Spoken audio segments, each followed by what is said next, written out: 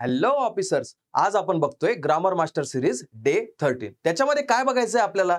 तर बघायचंय वर्ब्स. पण कुठले वर्ब्स येते? इंट्रान्झिटिव्ह आणि जिरंड.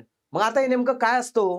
नेमकं याच्यामध्ये बघायचंय इंट्रान्झिटिव्ह म्हणजे काय? तर इंट्रान्झिटिव्ह मध्ये आपल्याला दिसतंय टू प्लस V1. मग हा वर्बचा बेस फॉर्म असतो आणि तो टू नंतर येत असतो.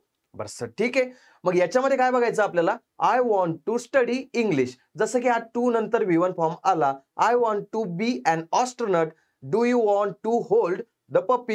I am afraid to look at the messy room.